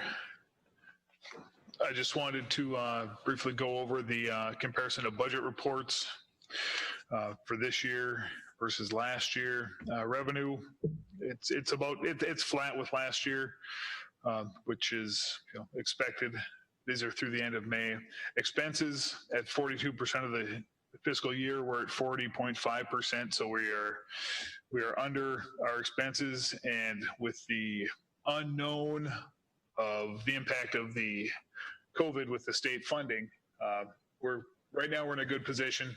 The next 2 or 3 months will be really the telltale for what we need to do budget-wise the last quarter of the year. So we look at that daily. We're looking for information, and I think right now we're trending in the right direction. So I wanted to share that with council. The rest of my items are agenda items, Mayor.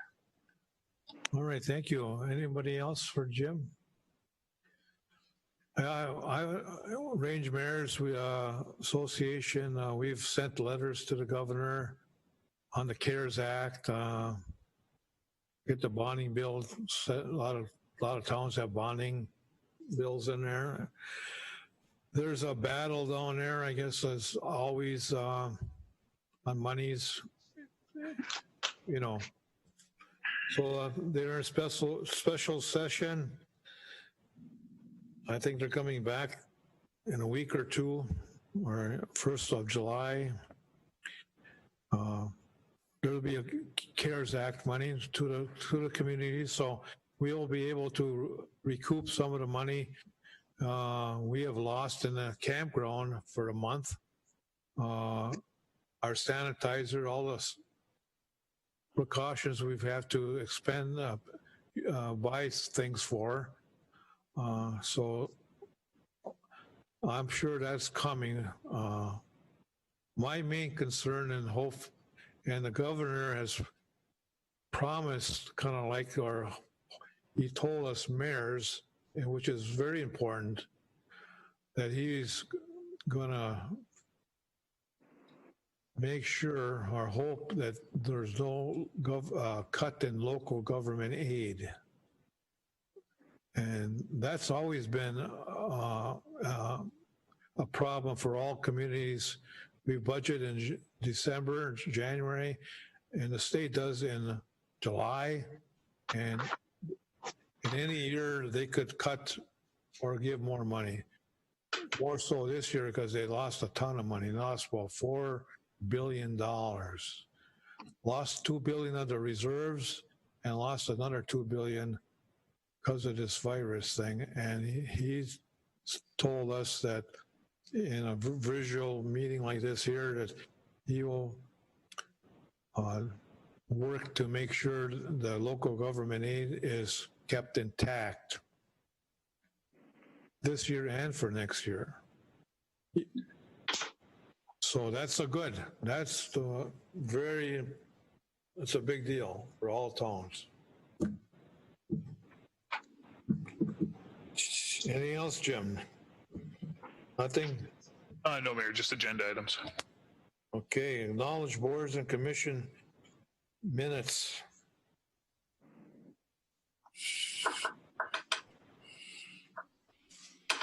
We have, what do I have? Well, I don't have that one. Elva Gilbert Joint Powers Rec Board. What? Oh yeah, we have all their budgets for next year already, right, Jim?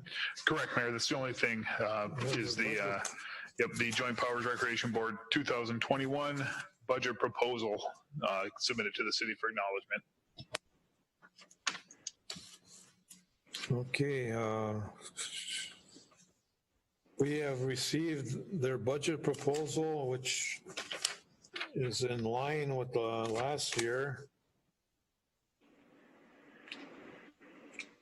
2019 council. We just need to make a motion that we have received it. I'll make that motion. I'll second it. Moved by Councilor Pulis, supported by Councilor Leone to approve the Elva Gilbert School District Joint Powers Recreation Board budget. We're approving this budget at the same time too. We received it.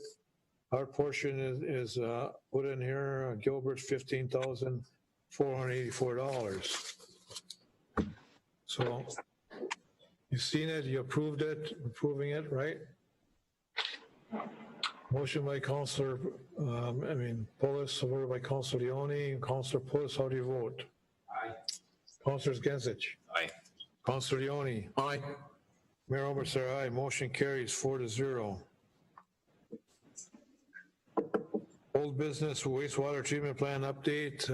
We have John or Ron LaFawn on the phone? Yes, can you hear me, Mayor? Yes. Thank you. Yes, the quick update on the treatment plant. The work going on right now is to prepare for paving, which is planned for tomorrow. So they've been importing gravel materials, grading, compacting. The sidewalks were recently done. So tomorrow will, if the paving does take place, it will be a pretty major change in the site. The last segment of some buried piping is about to happen. And the last item I'd mention is the manufacturer of the MBR equipment. The company is Ovivo. They have one guy on site today, and a second one will be coming tomorrow to help us diagnose the less than specified hydraulic capacity. So I'm glad they're there, and we're working with them and the operators to diagnose the situation. And that's all I have, Mayor.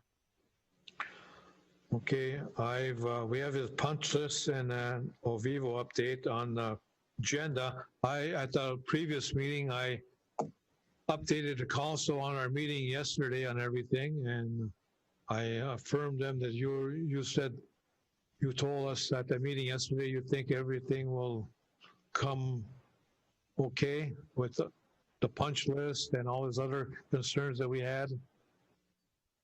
Right, Mayor. The punch list is a typical item, and on a project of this size, there are literally, I'm just going to say in the construction, there's thousands of elements that go into the job, and there are always, it's always a big list of items, and the punch list, the contractor does not get final payment until the punch list is resolved. So that's a standard item.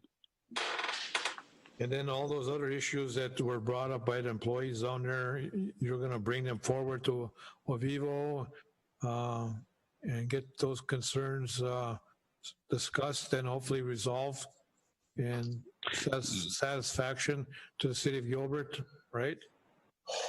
That's correct, Mayor. Oh, okay. Anybody have any other questions for Ron? Nobody? Okay. But I don't know if we need you any more then, Ron. I suppose you can be excused too, if you wish. Okay. Okay. Thanks, Mayor. Appreciate the time. Thank you. Thank you. Okay. Goodbye. Right. Highway 37 update. Just the ULIN will be starting sometime in July. Do you have a date there? It is tentatively scheduled for July 13th. I talked to Doug at the end of last week, and there's nothing else to update. Everything at this point is moving forward with that start date. Okay. I think earlier I did talk about that. Plans on where we're starting and stopping and all that kind of stuff. So we're done with that. Okay, Broadway Phase 2 project. I'm bringing it up again tonight. We have Phase 2. I don't have my thing here. You have Phase 2 in front of you, Jim? Amount of money for all the rest of the projects we had on that big long. Yeah, I'm sorry, Mayor. Excel sheet. Yeah, I don't have that spreadsheet in front of me. Well, basically, we all know what Phase 2 is the rest of the project. Alley to alley work. It's got the streets, Louisiana, French, Cemetery, Nebraska, all that other work on there. So I would ask the city, again, the piping is mostly infrastructure work. There's some blacktop work, which will be assessment hearings done by the property owners in that area. the bond will only include the money for the water and sewer lines. They will not be included the assessment part of it. But we will have to look at the city and we'll be working with the property owners on developing a cost for the assessment part of it. And other projects similar like that have been like $2,000 household and 20 years or 10 years to pay. So it's not like 2,000 right off the bat here. So that's just like an example that there might be. And all these bonds are 20 years out. Well, when the final bundle comes to be, they'll be 20 years old. Right now, they're like 1 year or 2 years. So, but Gilbert, this piping here is just as old as the piping under Main Street. You have that covered. But all this other piping is just as old. We won't have to interfere with any business on the Main Street. It'll be just up above both alleys. When you get interest rates of less than a percent, you got to take advantage of it. And it's a 20 years out. And Jim has put together the figures: 521 for phase 1, 521 for phase 2, 521 for the water towers. At the worst is 1750, and that's without any grants. And we're getting grants and IRRB and other grants for this stuff, and that's all going to be downsized from 1750 down. I mean, you can't pass that up. You just can't pass that up. Councilor Poulos. After weeks of talking to citizens in Gilbert and actually talking to some of the highest taxpayers in Gilbert, because I think their opinion matters the most, I am now going to change my vote to a aye. Well, very good. Then I would ask somebody to make a motion to approve this. I'll make a motion to move forward with phase 2. Which includes the rest of that spreadsheet. There's phase 2 in the back sheet, cemetery and everything. Yeah, go get it. Get the. It's on my desk. If you want to go on my desk, there's right on my table. There's that long thing. Very good.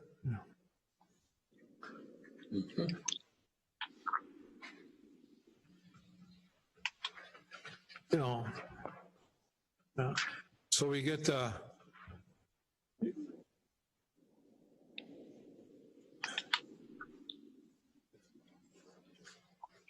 we have phase 1 of the Main Street, and we have phase 2 of these other projects.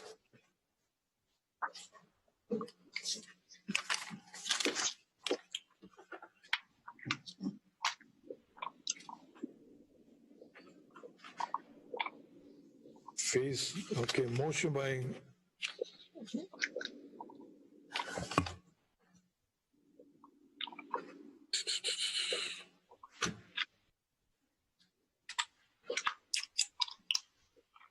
well, let's put it this way.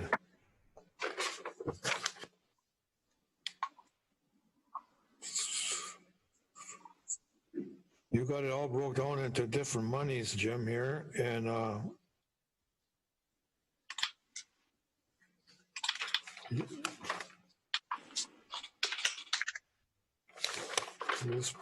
let's just simplify this motion. Phase 2 is the rest of this sheet. Well, basically phase 1 and phase 2 are in this whole 3-page, right, Jim? That is correct. And I think the phase 2 is an additional $1,094,600, right here. Yeah, with the figure that's on the bottom of that sheet. Yeah. Okay. So the motion by Councilor Scantic, supported by Councilor Poulos, to do phase 2 as per this Highway 37 and alley option projects, and with the streets that are included in here, Nebraska, Cemetery, French, Cemetery Road, Iowa, all these other remaining, everything remaining on this thing. Right, everything remaining is on page 3. Yeah. So, yep, And that's included in there. correct. Yeah. All right. Any more discussion? Councilor Polis, how do you vote? Aye. Councilor Skinsich? Aye. Councilor Leone? Aye. Councilor Mayor Oberstar, aye. Motion carries 4-0, and that required a 4 votes out of 5, and we got them. Gilbert, you've got good things happening for a long time to come here. Very good. Very happy with that. Then the water tanks we did, we're done almost, except for the meters left. We just got the meters left, and we accomplished so much. And we're going to have to go authorize, now with that, authorize Jim to go ahead and get a bond set up with Elders, okay? And that's the next vote. Somebody want to move on that? Motion by Councilor Polis, supported by I'll support. Councilor Skinsich to authorize the city clerk to bond with Elders for the remaining phase 2 of the phase 1, phase 2 breakout we have for all the projects. Councilor Polis, how do you vote? Aye. Councilor Skinsich? Aye. Councilor Leone? Aye. Mayor Oberstar, aye. Motion carries 4-0. And thank you all, gentlemen. We did good. Mayor, I'll compile everything and have it ready for the next meeting. What's that? I'll compile everything and have it ready for the next meeting. Okay. Well, we already okayed it, but you're okay to. Okay, you're good to go. Just get her going. Okay. And we're almost put it to the point of, without that meters, almost ready to lump it all together, bundle it all up. Okay. Wow. I might even start drinking again. I don't know. 32 years I haven't drank, so really, this is big deal. Big deal. Good for Gilbert. All right.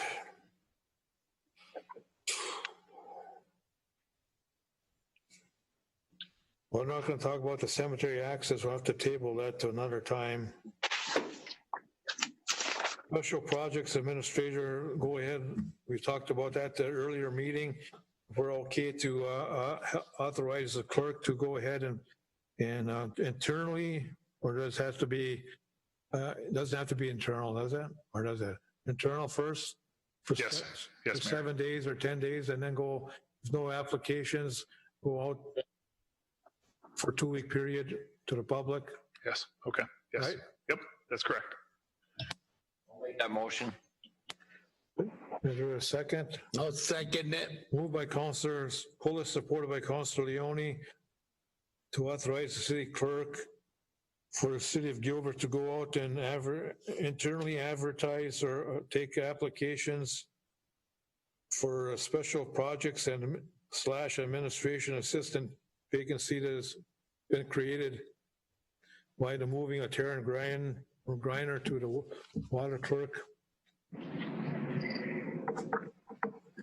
And then go out publicly after a week of no applications by internal employees here. No more discussion. Councilor Polis, how do you vote? Aye. Councilor Skinsich. Aye. Councilor Leone. Aye. I was going to change it up a little bit. Mayor Oberstar, aye. Motion carries 4-0. You okay there, Jim? Clerk? Yes. Thank you, Mayor. All right. Okay, we have resolution 2021-11. It's the 11th resolution of the year.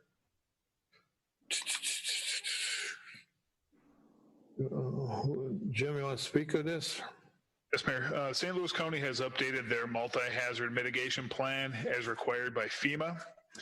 The multi-hazard mitigation plan addresses the current natural hazards that pose a risk to St. Louis County. The plan is laid out in sections that include public planning process, St. Louis County profile, risk assessment, mitigation strategy, and plan maintenance. FEMA recommends all local jurisdictions within the county adopt the county plan by resolution. We have put a copy of that county plan on the website. If anyone wants to print it, it's 520 some pages long. It's a renewal of a plan that they had developed in 2013. So I recommend that the council adopts this resolution to be in line with St. Louis County All Hazard Mitigation Plan. Okay, everybody heard that, and we've all had this packet over the weekend. We all read it, so I would like to read it after we vote. So can we vote first?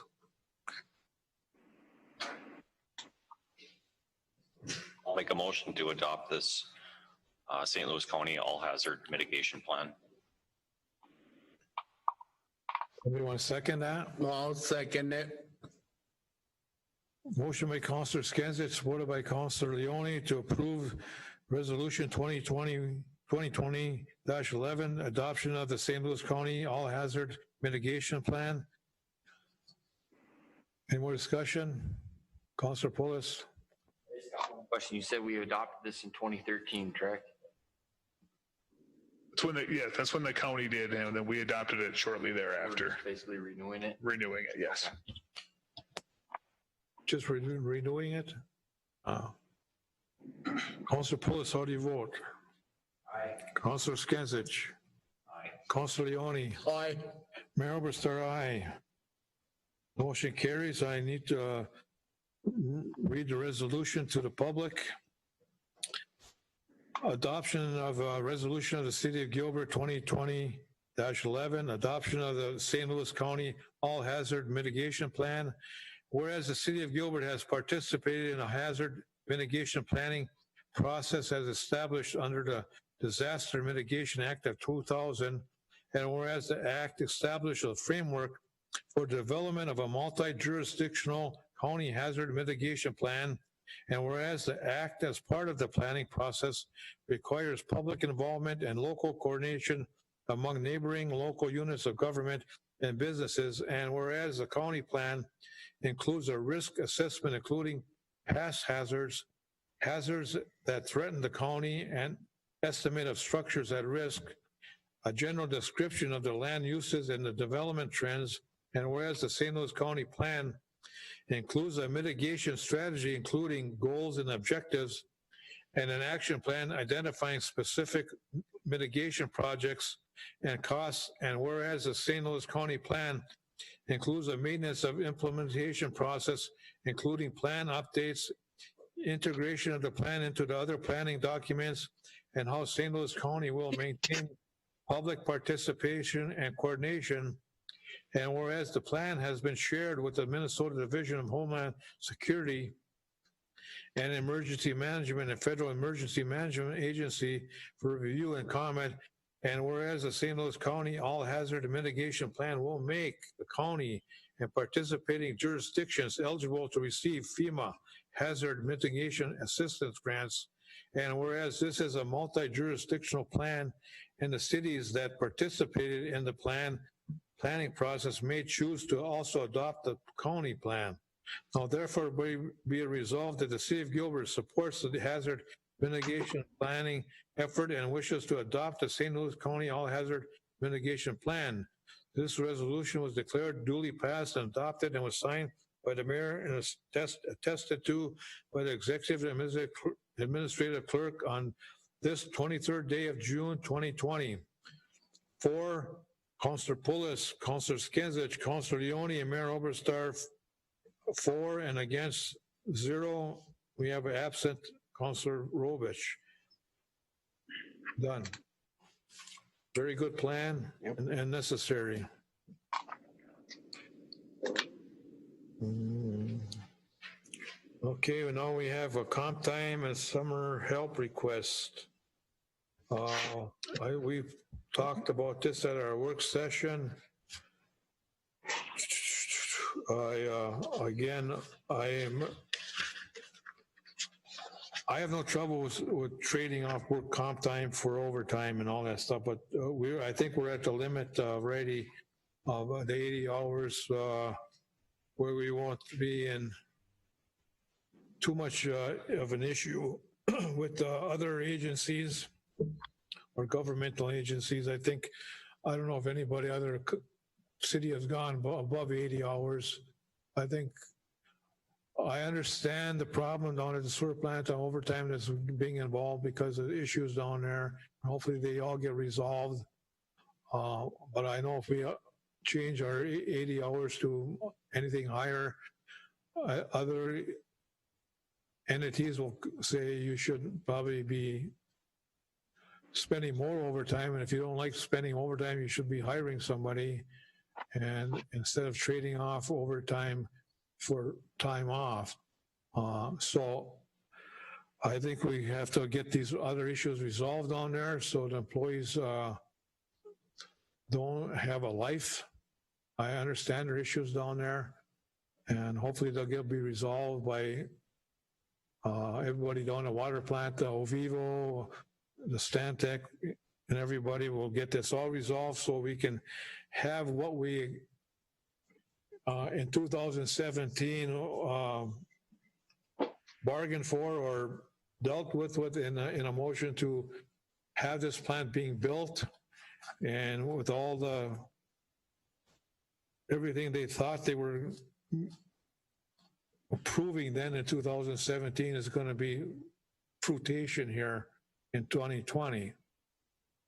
Has it gone that way yet? No, I guess we're not there yet, but hopefully it will be there. So that will alleviate a lot of the overtime.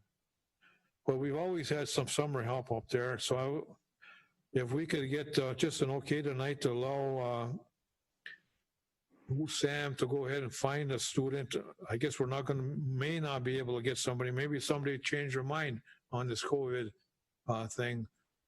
I think that would help the situation down there. And then Sam said you might send some higher help down there. So well, Mr. Mayor, I was hoping to be able to have more summer help applications, but I didn't. So we would have to go post for applications. I think when we post for applications, we're going to specify they have to have a driver's license for sure and have to be over the age of 18. In this next specifications for this, and we will specify that they will be working at the wastewater and water facilities. So they know where they're going to be working at.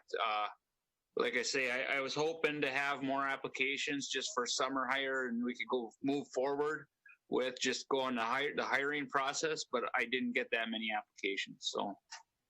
So you don't need anybody to do the technical work for running the plant. You just need some labor work down there or what? Right.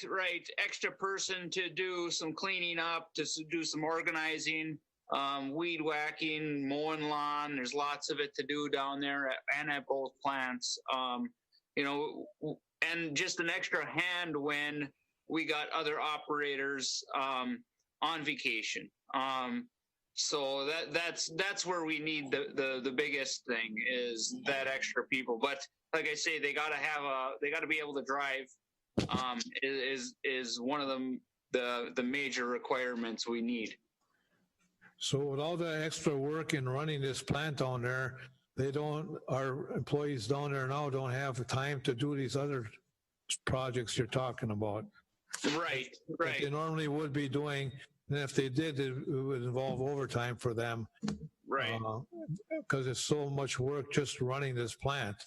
Right. There's been a lot of work, a lot of manual labor. So like I say, we haven't had the time. So what's the council wish to do? Allow him to go out for another helper for sewer plant only or not? And how do you want to work with the workman's comp situation? I have to say we have to deny and keep it at the 80-hour limit. So, Councilor Skenzich? I guess I would make a motion that we deny increasing the, what is he looking for? The comp time. Comp time. Not leave it at the contracted 80 hours and give Sam and Jim the okay to go out for a summer helper down at the sewage plant, water plant. Okay, somebody want to second that? I'll second. Second by Councilor Pulis. Any more discussion? Okay, there's been a motion by Councilor Skenzich, supported by Councilor Pulis to deny the request for increasing the comp time above 80 hours and also authorizing the city clerk to go ahead and Sam, Public Works Director, to go ahead and advertise for some summer help down here at the sewer plant to and help with many other work that needs to be done down there. So. And just to add to your motion, the pay would be the same rate as our summer help at $10 an hour. Yeah, that's good. That's in the motion too. That's Joe's okay with it. So it's all in the same motion. Okay, Councilor Pulis, how do you vote? Aye. Councilor Skenzich? Aye. Councilor Leone? Aye. Mayor Oberstar, aye. Motion carries. All right.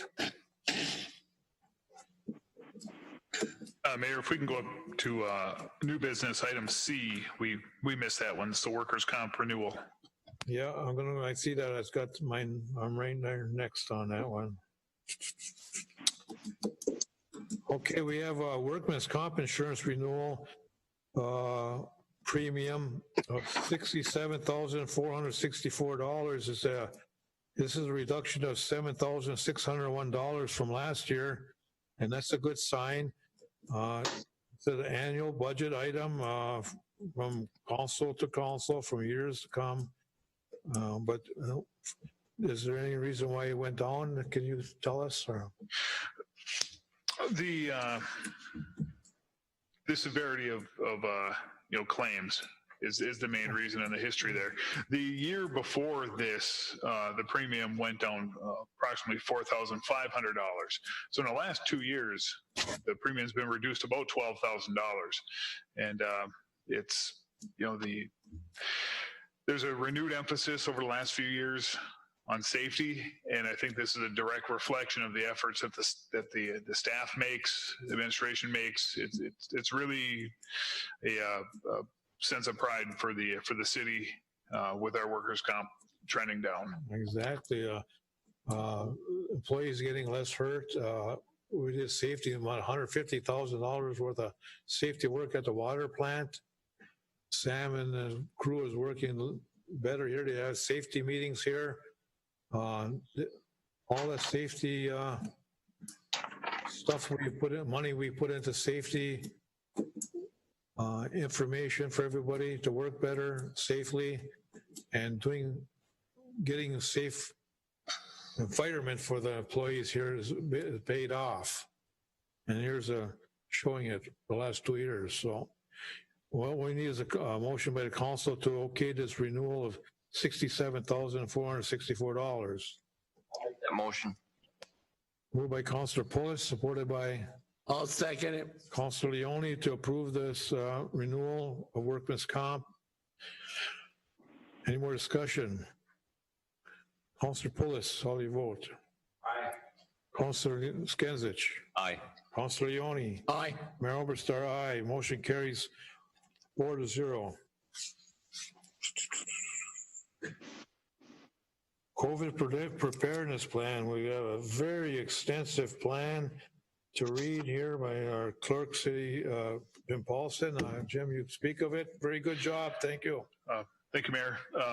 The background under Executive Order 20-74, with the peacetime emergency released by Governor Walz on June 5th, critical sector businesses, including government entities like cities, are now required to adopt a COVID-19 preparedness plan.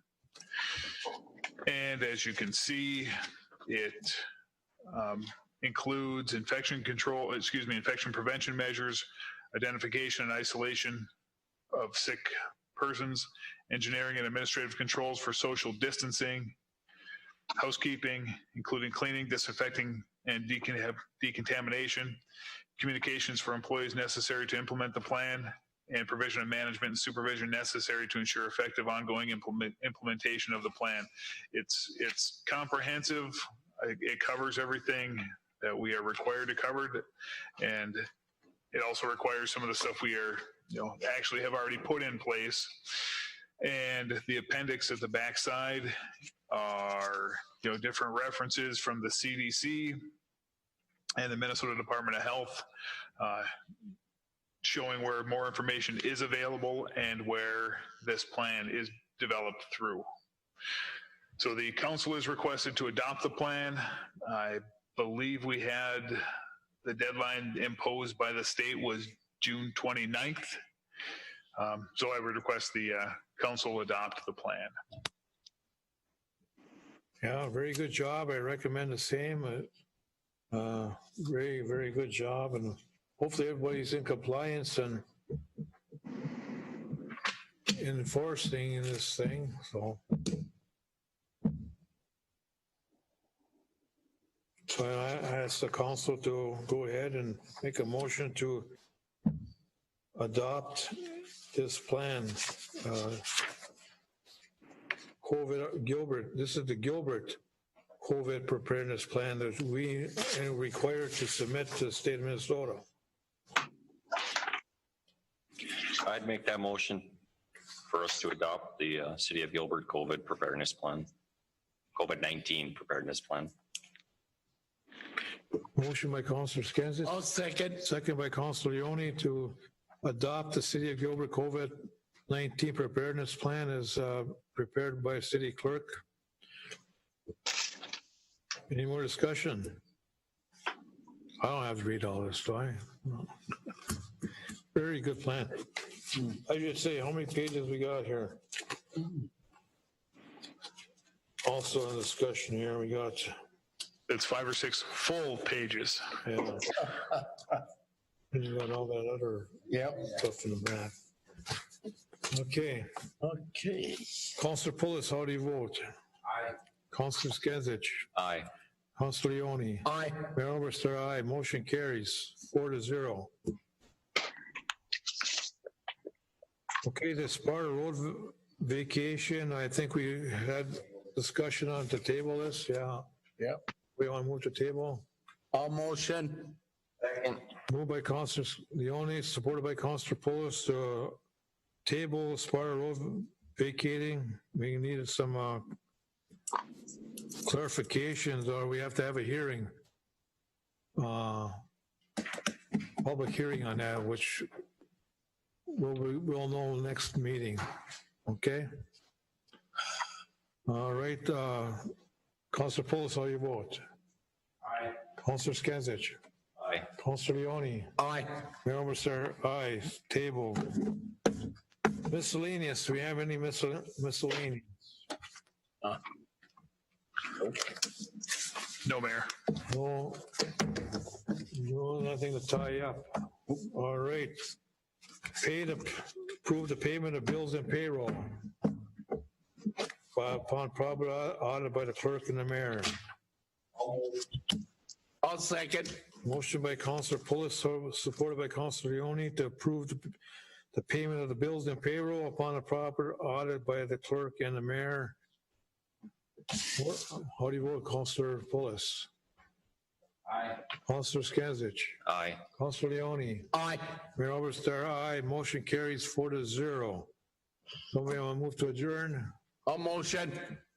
Oh, Councilor Leone got in there first. Second by Councilor Pulis to adjourn. 8:47.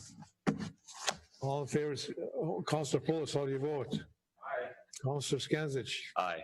Councilor Leone. Aye. Mayor Oberstar, aye. Motion carries. We are adjourned 8:47. Thank you. Go see if the garage is flooded.